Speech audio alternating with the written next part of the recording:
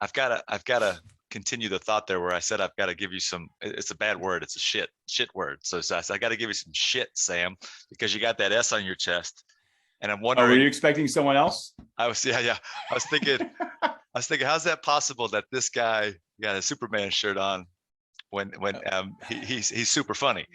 I'll tell you But the story is my son, when he was 8, got this shirt for me for Christmas.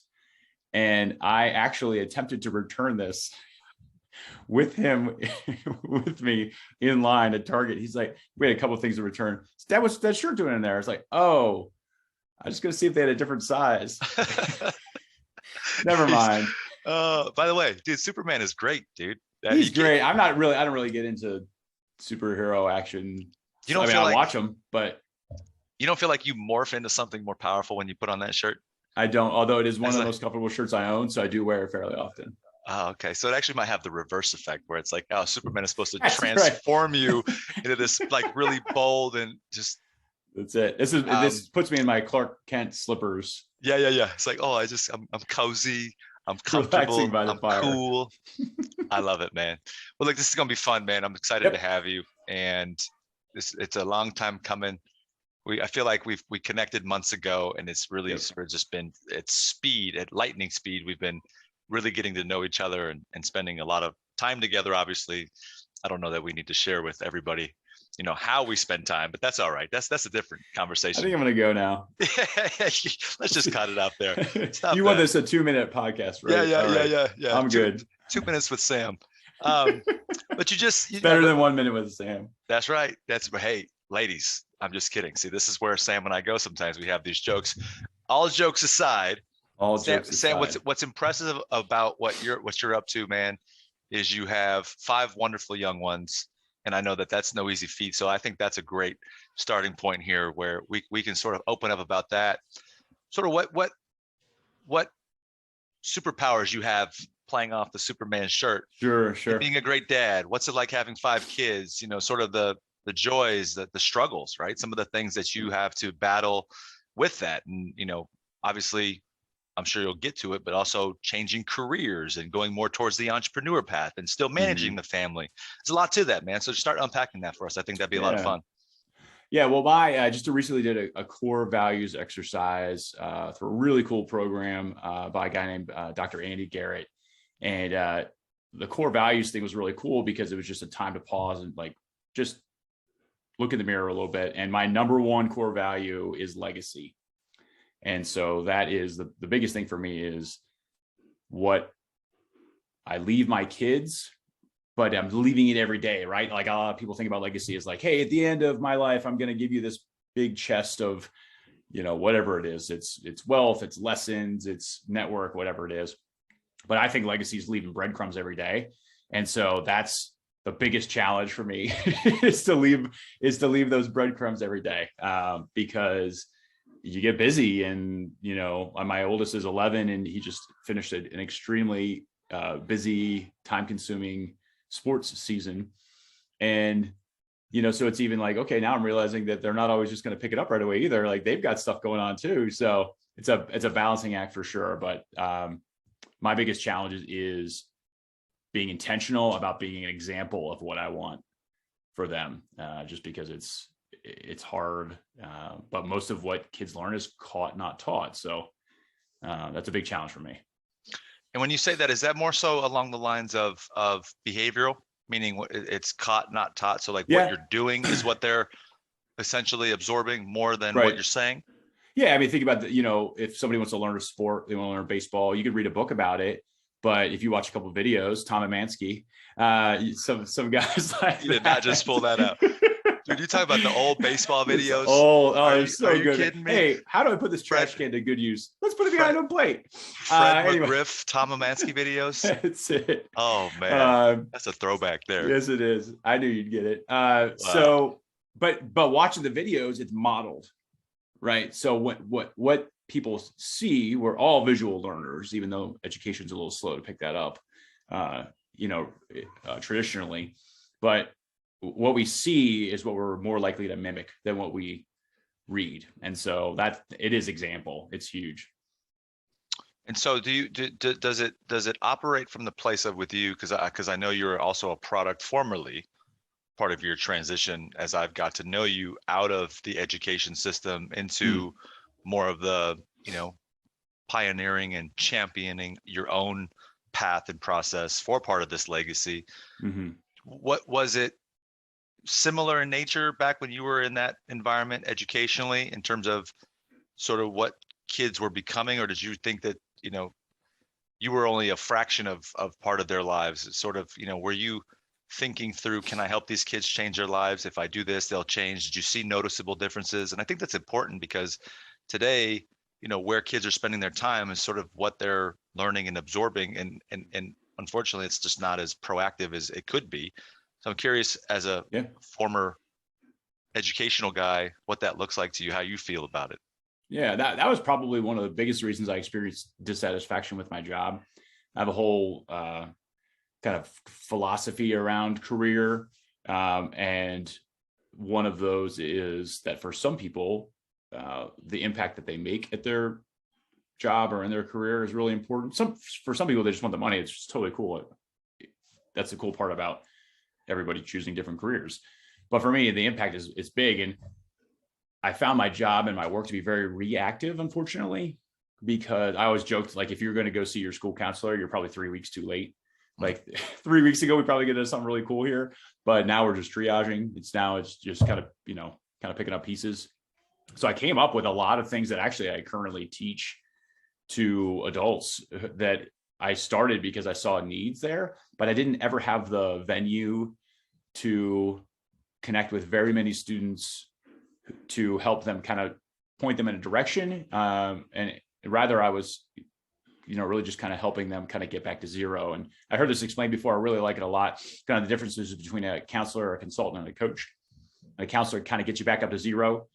The consultant has the same 3-ring binder for everybody. And the coach says, hey, where do you want to go? I'll just help you get there, but I'm not picking the goal for you. And so much in public education, because it's compulsory, is not aspirational, right? People are like, yes, like I think about this, like paying my taxes is compulsory. Therefore, I do not enjoy it. Anything that's compulsory, we have this natural tendency to downshift in our engagement, in our desire to try to get anything more out of it. We settle to the bottom. And so that, unfortunately, that construct existed between me and all of my students as a teacher and as a counselor. I chose to be there. They didn't choose to be there. Therefore, they weren't really happy about it. And that was not, I want to impact people, and maybe even the same age group. I don't care, but it's just who are signing up for it, who are wanting to.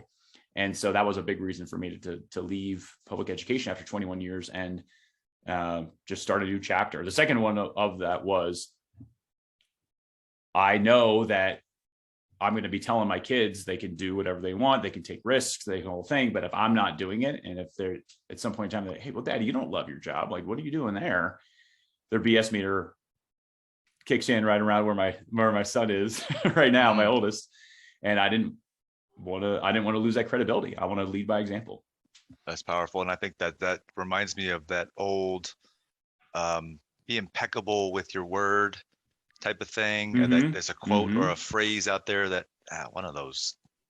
I know what you're talking about. I can't think of it either. You're right on, man. Google that for us, folks. Was it? I think maybe it was it Carnegie and How to Win Friends and Influence People. That just had one of my moments. I just had wins. I was trying to put win and influence together, so I said wins. So you notice how the win. I think your next book is me called Winfluence. I mean, it's right there.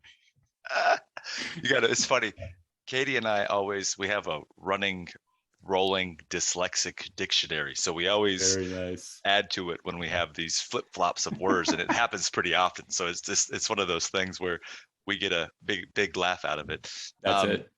But that being said, man, I mean, with your other 4 kids that you mentioned, I think that's equal. I understand the running around with the 11-year-old, but how do you manage that? I know a lot of people out there right now found a lot of challenge with let's just use COVID, right? I'm in panic mode, lots to do. Oh my God, kids are at home.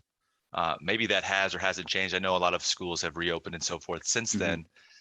But you're very, we were just talking before, you said you're very systems, working on processes constantly. You like that. So is there some sort of a system or a formula that you have within the home with your wife and with the rest of the family that really allows you all to be great parents? Or, I mean, there's no right answer to that. It's more so, hey, what works for you? What doesn't work for Right. you? How do you Yep. approach it? Because, I mean, that's not easy.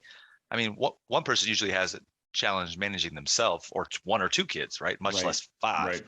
Yep. So what do you think about Yeah. that? My approach is I think of it in this idea of winning the day, and how does one win the day? And for me, it's the AM and the PM. And so it's starting out right for me, getting up an hour before my kids do, kind of get my head right. I read, you know, in certain seasons I write, and I just get some things kind of, and then for that is such a big thing for me, that if the rest of the day is a train wreck, I've won, because I got that time to start my day on my terms. And then I'm not, although I'm being reactive to whatever's going on, I'm being reactive from a reservoir. Like I've got something to pull from rather than the roll and go and the hustle. And I'm just kind of swept up in it. The big part. So one of the big things for me in leaving a traditional job was to be able to have more time flexibility. So ideal world, 5 to 7, I'm up getting stuff done, filling my own cup. And then 7 to 8:20, I'm making breakfast for my kids. We're hanging out, just having time. Like there's no TV. It's just talking, doing something creative, maybe, you know, whatever it might be, just being able to kind of have them be heard before they go off to school and do the whole thing. That 7 to 8:30 happens almost every day, which is awesome. Sometimes I don't get up as early as I want to. That's okay. But then the end of the day too, and this is something I'm finding more and more, is that the evening routine is such a key to the morning routine. And I'm doing a lot of thinking about and writing about creating a virtuous cycle in your life. I'm really good at the vicious cycles. I want to do the high side of that. So the evening routine, especially for us, you know, how we shut down our kids is, you know, it's oftentimes like we've got to put the twins down. I got 3-year-old twins. They're going to go get them down. And then if we have time and then we try to make time, I read to the older 3 a chapter from something. And then we just kind of work through a book kind of ongoing. And then that's the way that they end the day. And then, you know, then they're ready to go the next morning. So that for me is how I can't control the middle of the day. And I'm okay with it. If you can start right and end right, it's got to be 89% and 90% of whether or not that's a win for the day. Sure. That's exciting, man. I like that formula. It's pretty good. By the way, if you didn't notice, I don't have kids yet, so maybe I'm making some mental notes here. I'm thinking about, hey. Well, it's not bad for you and Kate. I mean, like, just like to have that, like, what's your shutdown, your review of the day? What are you grateful for? You know, little Donald Miller says when he's planning his day, what would you do if you're doing this day over again? So he's always like already anticipating, like, if it doesn't go right, like, how do I plan the perfect day? But mine is, what lessons can I learn from today so that I don't do them tomorrow?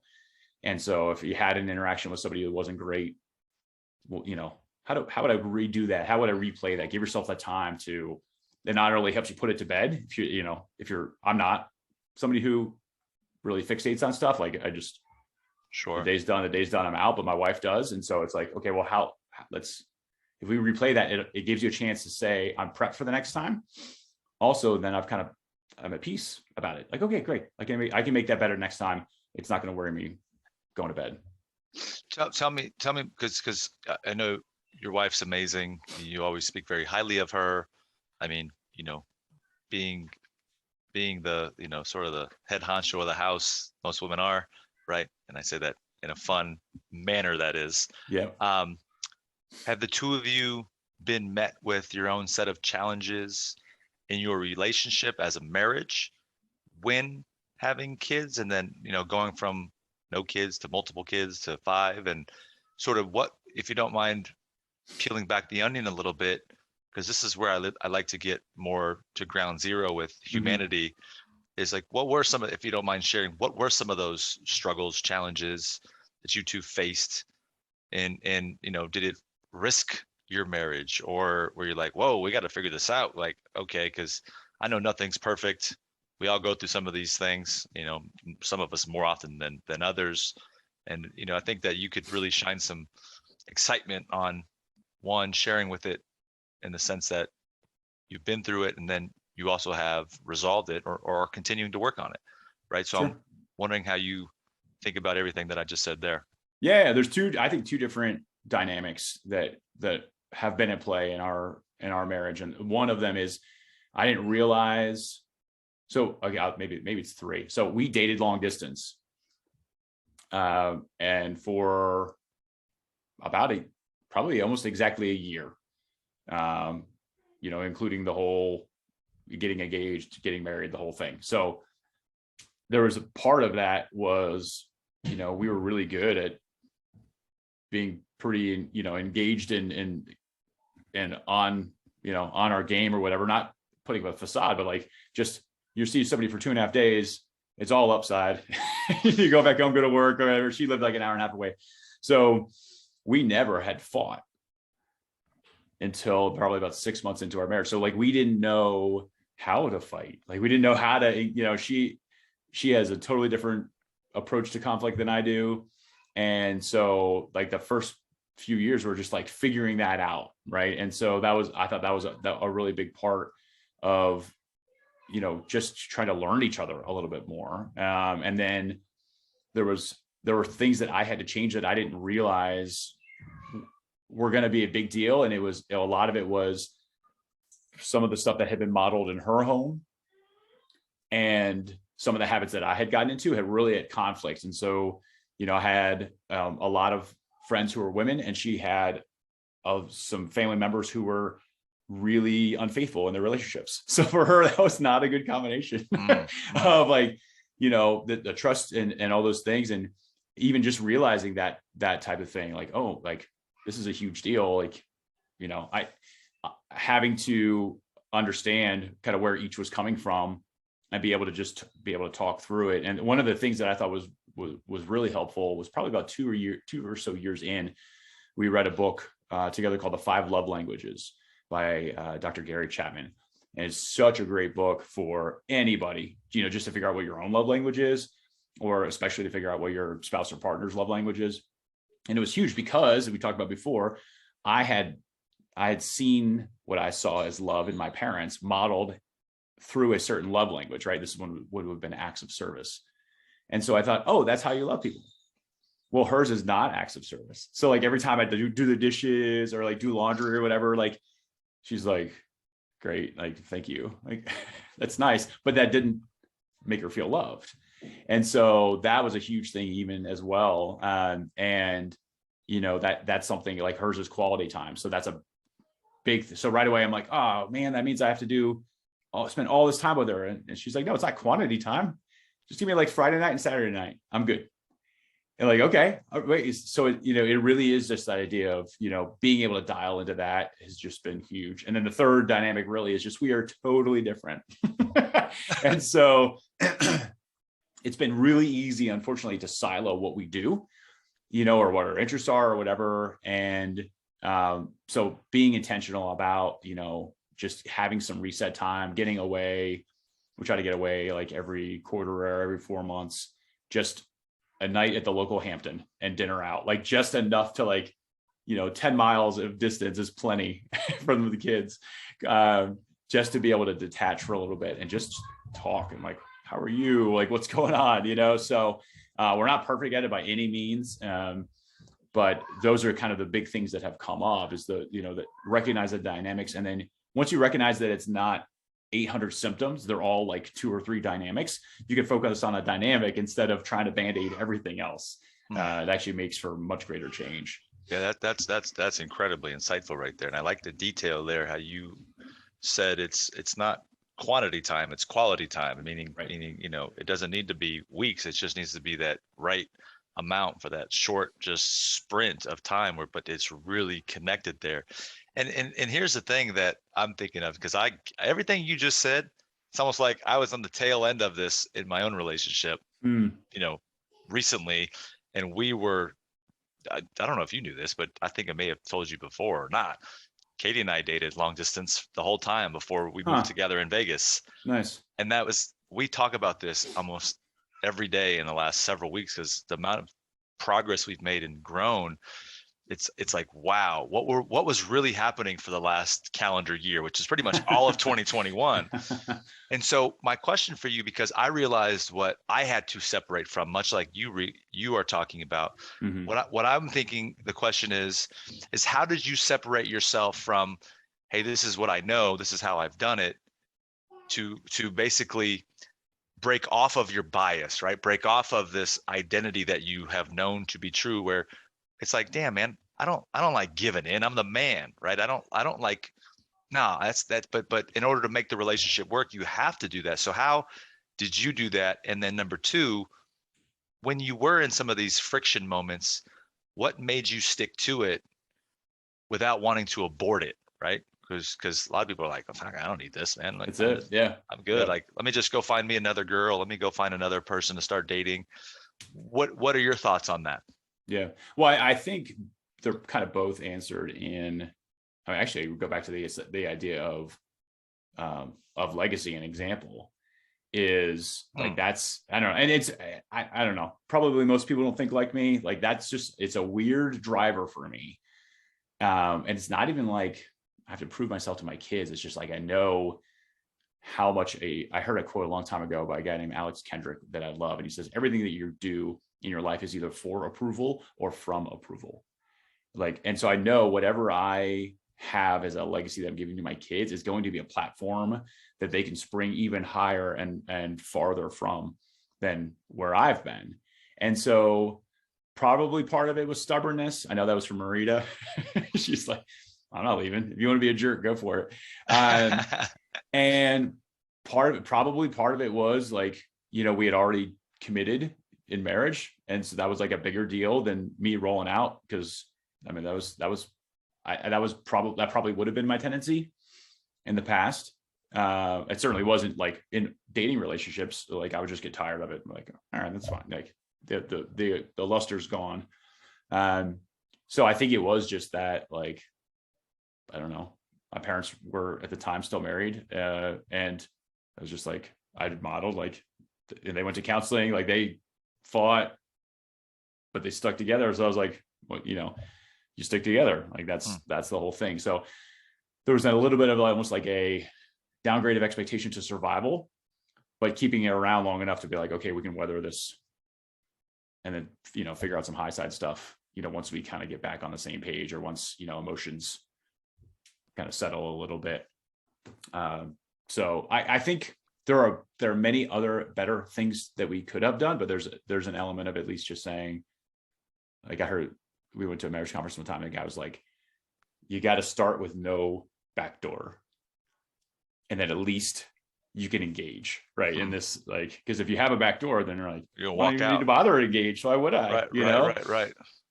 So I think that was kind of our mutual understanding of what we were getting into with getting married. And so we're like, well, this might suck, but we're not getting divorced. So right.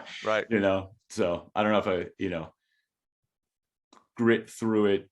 It's not something exciting. Certainly. I think it's one of I heard before about being a parent. Like, if you knew all the things that being a parent was going to require of you, you probably would say, right? Yeah.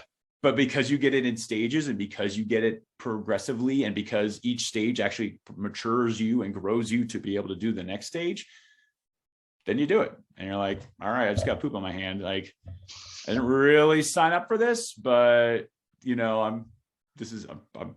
it's not as bad as what happened earlier. So you kind of just grow into it. I love it how you're suggesting the way that you look at it, man. I think it's fabulous. And listen, I'm always a student. I think you know that, but even hearing you as we make progress, it's been a lot of coming off those things. It's, it's like putting yourself against a wall where you're right. There is no exit door. It's like, well, okay, we're here. Let's fix this thing. Let's go into it. Yep. Can I extend on that for 1 sec? Because there's a dynamic I thought of a couple of years ago that I've started to see in a lot of places, especially more recently in our kind of more contentious climate, politically and just socially. So I see a lot of times this happens in a relationship. This happens in any type of relationship, in working environment, whatever. There's often there's oftentimes it's like, okay, I've got to choose between blame or responsibility, right? So I can blame somebody for that, or I can say, hey, I'm going to take responsibility. But what most people miss is that the high side of the responsibility is opportunity. It's actually an opportunity to turn this into something really good, And so I have a friend named Seth, and he's a licensed marriage and family counselor. And he said he was a marriage and family therapist for maybe 13 years. He said he really got better at it, at being a marriage counselor in particular, when his wife gave him a black eye. It's like, now I'm in it. Like, now I actually want to get better. And like he and she have an amazing podcast. It's called The Anatomy of Marriage. And they're doing it together. That's the opportunity, right? But if you just incredible. Blame, she's such a jerk, or it's on me, which again is not very aspirational, right? Because you're like, well, it's obligatory. But instead you're like, man, one of my favorite questions Michael Hyatt says is, what does this make possible? Right? Maybe there's something out of this. Like, maybe turn this crap into fertilizer and make something out of it. I don't know. To your point right there, I totally second that. And how I understand that is because there was a day that we were driving down one of our roads out here in Vegas, I think we were going to get some groceries. And one of my buddies had just called me, and he was asking me all these questions about his relationship. And I was like, shoot, man, I actually have the answers to some of this stuff. Why? Because we just pounded through these pavements, beat ourselves up for the last X amount of months. Not because I read a book about it. No, absolutely not. No book, right? Just the man with experience is never at the mercy of the man with a theory. I'm sorry, never at the mercy of a man with a theory. Yep, there you go again with your wisdom, man. I love it. That's one thing I do enjoy about you. You got all this. Oh, I'm glad there's something. This great insight. Yeah, because everything else, I joke about it, but I don't really like you very much at all. So it's like, but we'll just keep that between us. That's right. So totally agree with that there. So I want to pivot, because I think this is sort of integral into where we are right now with the conversation, and then also heading in the direction of what you're also building. The transition from, so what I think was really unique about what you just said, it's like, nobody gives me the playbook. If somebody told me that parenting was going to be this hard, they probably wouldn't do it. But yet they end up, it's subjective whether they're a good parent, but usually most people, they at least end up doing it. Right, they do it. However, let's think about the entrepreneur side of it, right? It's like the business and creating something, even for you, it's like, the transition. Why is it that people can go and be parents and do it, but they have a really hard time doing what it takes to build a business, right? Yep. Isn't that pretty neat? I'm sorry, was that a question to complement your question? It's pretty neat. I was just like, I think I just let stuff float out of my mouth, and that was like, pretty cool, pretty neat. Because I just came up with that. Well, that's just one of those ones where I just let my mind work itself. It just flows through me, Mr. Sam, flows through me. And now you're at the responsibility level of answering the question. What an opportunity I've been presented with. That's right. All right. So I think the same challenge that a parent has is the challenge that's faced by an entrepreneur, which is, how do I get out of the good enough phase? All right. One of my favorite movies is Courageous, by the aforementioned Alex Kendrick and brother. And they talk about this idea of being a good enough dad. And frankly, the bar is pretty dang low, right? Like, if I'm doing those things that I didn't expect to do, you basically operate by the Hippocratic Oath, first do no harm. That sets you up to be potentially to be a pretty good dad, pretty good husband, pretty good entrepreneur. Like, you're kind of there's a good enough level there but the good enough level from the parenting metaphor into the entrepreneur space is, you're basically have just replaced your employer with yourself, right? It's just, hey, I used to take orders from this guy, now I'm just taking orders from me, but it's basically the same level of existence. And so what I'm working on with parenting and with the business side is how to create a virtuous cycle, how to create continual improvement, not huge, but incremental steps. To just say, hey, let's identify the key things. Let's take a one at a time, work on it, move on to the next thing, work on it, move to the next thing. And the potential to create momentum in that way. And this pulls from like 3 or 4 different books that I've just love, but there's a way you create this that allows you to be in a totally different place in 6 months or a year than you are right now, and not feel like you did all that much different, but you're just playing at another level because you're being intentional about a specific thing at a time.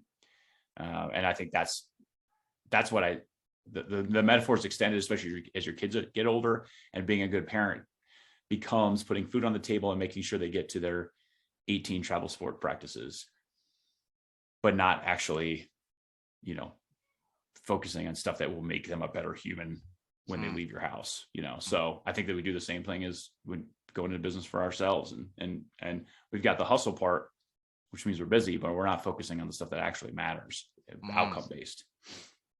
Interesting. Yeah. And so the good enough is almost like a trap. It is. An incredible trap. Yeah. Yeah, it is, because I heard before a guy named Mitch Matthews, who I love. He does a lot of life coaching stuff, and he talks about the comparison trap, looking around us and kind of saying, oh, well, if I do this, maybe this person will be mad. If I do this, I think there's another side of the comparison trap where we look down and say, hey, I'm doing better than those guys. Yeah. Frozen. Or better than I was, or better, just a little bit better than I was back before. Yeah, like, wow. Exactly. Okay. So I think there's a comparison trap on the other side of that too, to say, man, like, if I'm comparing myself to my worst to others' best, then I'm scared to ever ascend because I won't be able to reach that high. But a lot of people don't see my best to others' worst, or the easy comparisons, and think, oh man, like, why bother? Like I'm pretty good, where I am, and they miss all that's ahead of them, or they could be. Yeah, that requires a whole nother reservoir of energy to some extent. And I mean, I think people just end up, they turn the pump off because it's like, I've graduated, I've got to another level. It's like, man, it took a lot of energy and effort to get there. Now it's like, I got to do this again. What draws them up? Right. A compelling vision. Which is, by the way, so yes, we talked a lot about this, almost 2 weeks ago now. Made to Thrive is sort of an entanglement of these different concepts on the entrepreneur side that you're building, that you're working on, that your brand, and share some of that. And I know that vision piece was a big component. So educate us a little bit on what that whole thing means, because this is essentially sort of the theme of what it is we're talking about, like making yourself able to thrive, right? Made to Thrive. So the formula that you're building. Yeah. And that's why I love it. Like, this show Always on the Grow is it's not just a descriptor, it's a challenge actually, right? Because you've got like into what, or so that I can whatever. And that's the first step of vision. And so the book coming out in March called Why Aren't Men Thriving? And the first part for me is because there's just really a lack of vision. There's no picture there, almost no incentive once you get to like a fairly, and this happened to me in my late 20s, was house, job, not yet kid, but, we were planning that way. And we were really like, I can pretty accurately predict the next 4 decades of my life. Like, not in a bad way, but just like, this is kind of how it's going to be. Like, this is my set point. And like, this seems early in my life, but also really uninspiring. Like this is boring. Like, this is why people have midlife crises and like, do random stuff. And, no offense to anybody listening, but like grown men playing video games for hours at a time. Like, I get now why that is. I didn't understand it before. Now I get it. And so it's because there's a lack of something a compelling vision that pulls them ahead. And it's not this vision of grandeur very much, but it's just future pacing your life. Like, hey, when my kids get older, what experiences do I want them to have? Like, hey, what do I want? Michael Hyatt's Living Forward book has a eulogy exercise, which is so good. What do I want people to say about me when I die?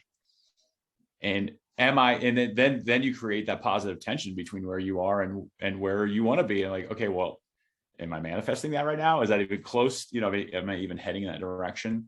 So taking the time to really paint that vision, and I have a vision creation exercise that I really like, just to kind of walk you through these areas of your life that I think you need to pay attention to. And when you do, the cool part about it is, they bleed into the other. So if you focus for a period of time on, what's my mission? Like, why am I here on this ball of mud? You can take that from like a God-given mission, or if you don't believe in God, you can just say like, well, I'm just going to choose one, because it's more exciting to live with purpose, right? I'm just going to pick one.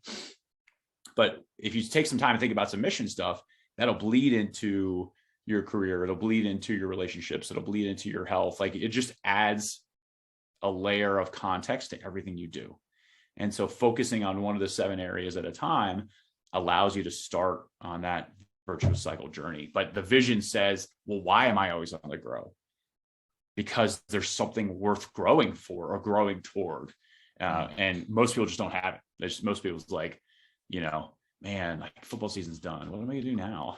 Yeah. Really? Like that's the driving motivation. They're in somebody else's vision, right? Yeah. They're living someone else's, which is part of the conflict, the inner conflicts. Like, why do I feel so awkward? Why is my not progressing? I was like, well, that's because to your point, it's like, well, what do you want to build?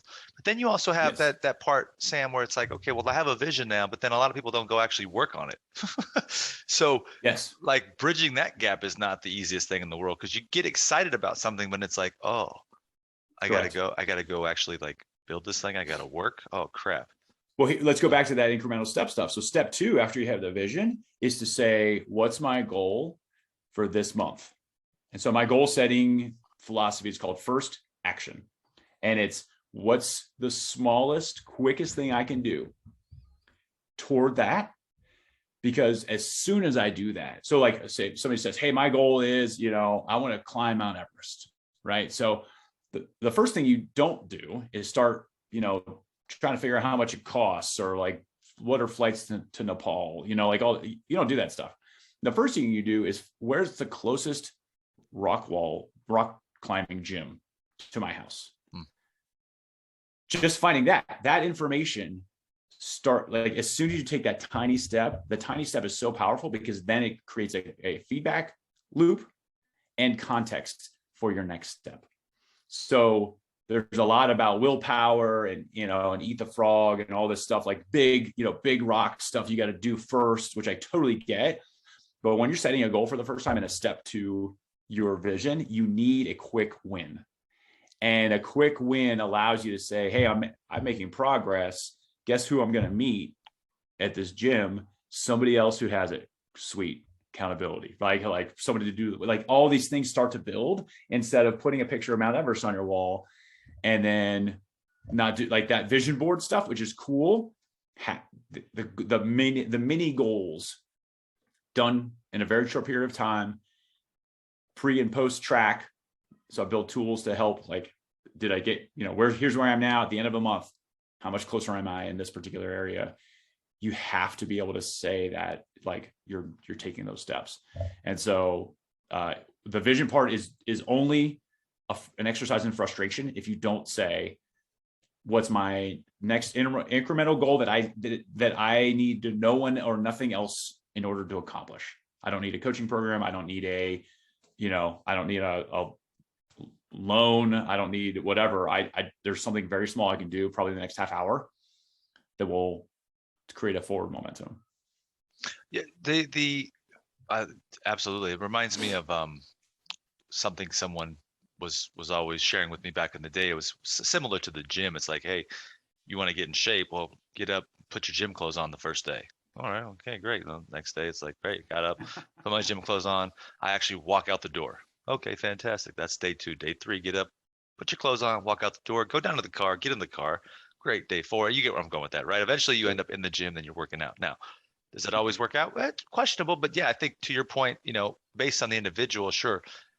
picking the vision, putting the goal down, making it easy, get a quick win, and then finding the commitment and the consistency to see it through is also, a very tall order for some people. I think you have to develop the habits and stuff like that. For you, with what you're creating, did you get lit up by the fact that like you wanted to build this thing? Like, I'm sure you probably had some frustration transitioning out of the public education system, and you're like, I want to, because you have legacy, you want to do these great things, you want to make a difference. But how did you know that the thing that you were working on was the right thing? Or were you like, or were you flirting around with different things? Did you test some stuff and it was like, yes, I'm doing this, I'm making progress, but it's not really the one thing that I want to do? Now it's like, I'm lit up like a firecracker, and I know inside of me it's burning, it's pouring out of me. Because I think a lot of people don't necessarily, and myself included, I think we talked about this recently too, where I, even have questions, but I've experienced it on different levels. But for somebody else that's listening, I wonder what your take is on that, so that they maybe know how to understand when something may be right for them or not right for them, if that's the thing they go into or not go into, right? So I wonder what your philosophy is on that. Yeah, well, that journey started a long time ago. It started long before leaving full-time employment 6 months ago. It really was, I had probably 5 or 6 years of trying other stuff. And, kind of because I had a foundation of, employment, and, I was done at 3 o'clock every day. I had, from 3 to 6 every day if I wanted to. Just, I worked on other projects. There's a kind of a fun experience of finding out what you don't want and what you don't like, and being able to, okay, all right, well, what was characteristic about this that I don't want to repeat somewhere else? Okay, great. Like, keep going. So it was an eventuality that I would leave. It was not a, that's it, I'm out of here.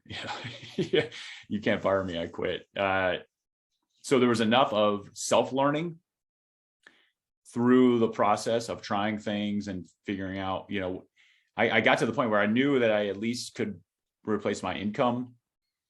If not, be able to chase something that I was passionate about, and not confusing the project I'm working on with the legacy, and maybe just the example stuff where like, hey, can I make the same amount of money in 20 hours a week instead of 40? That's a step closer toward what I want to create for as far as a lifestyle for my family. So I wasn't as vehicle dependent, or, but what has built and what is being built with Made to Thrive, I think is it's interesting because I'm really just building a platform where I can create more content and put more good out into the world. And, my hope is that it eventually becomes something that's full time, but I have complementary projects that I think can help, and, will kind of make it all make sense through this. So, but I think it's experimentation and really a lot of awareness on what are the things that are working. And I'm really big on transferable skills. What is it that I can do? And I did this part here. I wonder, like, I had a podcast when I was a college consultant. So when I wanted to do a podcast for Made to Thrive, I was like, oh, wait, I know how to do this. Like, I can pull this in. You start to see, looking back, oh, I can use these things together, and maybe I just pointed in a different direction, or maybe it's for a different type of person I want to impact. Go from high school kids to, probably guys who are married with kids, like, as far as like who I want to impact, right? Those refinements, they're not linear, and they take some time, but then once you do get it, and once you do arrive, if you keep, reflecting through that growth process, I think that you really can have confidence of like, okay, this is it. Like, this is it. This is where I can really dig in. I enjoy what you said there with the vehicle dependency. I like that. That's sort of as you're moving through the testing phases. We use that word a lot, obviously, with what we do, but that's pretty neat. So you're more committed to like the creative side, pushing it out to the world, and if and when it does pay off, obviously you'll continue to tweak it to make sure it does monetize. But in the meantime, you have some things you can, you work, you get paid from, that keep you going, so to say, so somebody that's out there is like, okay, that gives us some hope. I don't necessarily need to not do anything and just work on my business, because everybody comes from a different place, right? Everybody has had different experience with how they've made it work, which I think is the key. It's like, well, how does it work for you? Right. Yeah. Because what are the conditions that are necessary for you to start working on what you want to start working on? Probably not very different from the conditions you have right now, like waiting until everything's perfect. Right. Well, it doesn't exist, by the way. Yes, doesn't really exist. Also puts a ton of pressure on that thing to have to work, which is not going to put you in a situation where you can create your best stuff. Yeah. So if you can, going back to that guy, Mitch Matthews, the life coach, he talks about your LEAP number. He said, can you create systems when you're working a full-time job doing something else? And this is what he did. He was a pharmaceutical sales rep, but he wanted to be a life coach. Can you create systems where you're making 20 to 30% of what you need to make on the side? The systems being so that when you get rid of that full-time job, you can just up the system, like open up the flow in the front of that system, and you'll replace that income. That's your LEAP number. LEAP number says, hey, maybe it's 30 or 40% of your current income. If I get to that number, I know I can get to 100% because it's just opening the faucet a little bit more. So it gives you a construct to think of if you're leaving, that allows you to do something on the side and allows you to sort of measure how it's going if your goal is to replace your full-time job. Yeah. So a quick little story. So a lot of what you're sharing right now is in action points, meaning like, hey, testing, experimenting, just sort of getting going on that first couple things you mentioned earlier. It's like, what do you want to create? The goal, going and doing that first little thing. So I go outside and I've said this on most of my recent podcasts because it all comes in at some point. But it's true. It's one, how I've met some guests and then we've gone on the podcast. But I go down and I sell my books for a few hours. And I was like, oh, maybe I should start, trying to do something more with that. To which it became like this video thing. I was like, I got to start doing some videos down here, right? So yesterday, I met a stranger a few days ago. He liked what I was doing. He's like, man, we should come down here one of these days and start shooting you, man. Do what you do. I was like, dude, you don't understand. I was just talking about this. Stranger off the street, kid you not. I was like, okay, let's see if this guy follows through. Calls me the next day. He's like, hey, man, what's up? You still want to get to work? I'm like, all right, dude. I'm ready for it. The only problem with today is it was literally disgusting raining out here in Vegas, which I think came your way to Colorado. You probably got doused by that. We got some weird stuff. Yeah. And so the fact of the matter is, and the long story short is that yesterday we spent hours out there just shooting content, meeting people, and doing what we said we were going to do. Because why? Because we had this vision in our heads. I did. And then it was like, okay, what do I need to do? I started materializing that. And then some guy came into my life. Right. It's like, let's get to work. Right. I was like, let's get to work. And we did it. And then we had the experiment of that. So we have now real feedback out there about how that went, what we did right, what could do, does this, So to your point about what everything is that you just said, I think is phenomenal. So I just wanted to give somebody like a real action thought around that. And I know you got to jump because it's a long day today. We got plane flights tomorrow to Fort Lauderdale. I don't want to keep you all day, man. You've done a phenomenal job here. I do want you to share where it is some folks out here can find you. We'll have to do some more about this later on down the road, bring you back for some more exciting things that you continue to reveal. But in the meantime, man, what's the secret sauce for finding? If you want to find, just go to madetothrive.coach. The other one is I actually have an assessment that I really like, because I made it, called Am I Thriving? Which is just a kind of a check-in. And also it's an assessment of the 7 core areas of thriving. And so you just go to amithriving.com, get a free assessment, and be able to just take a look in the mirror real quick, and be able to see maybe there's, my big thing for this is maybe there's one area I'm striving, maybe in my career, I'm striving in my relationships. Maybe there's something in my identity, one of my 7 core areas that's actually holding me back from those. If I free myself up there, maybe that's an anchor and the rest of the stuff takes off. So it's a free assessment of the 7 core areas, 5 questions for each.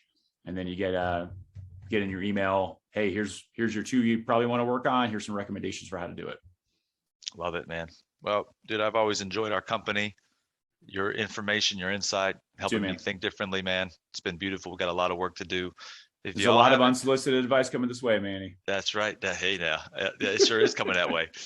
For those folks that are listening, on the podcast, make sure you all head over to the YouTube channel, hit that subscribe button, because we want to show you Sam's furry, hairy face, because he's certainly got one. I'm gonna go get a haircut, man. His Superman shirt that he tried to return that his son got him, and he almost got busted for that. Don't tell Cole. But most importantly, that S on his chest that represents Super Sam.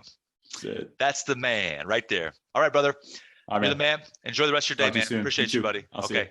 Bye.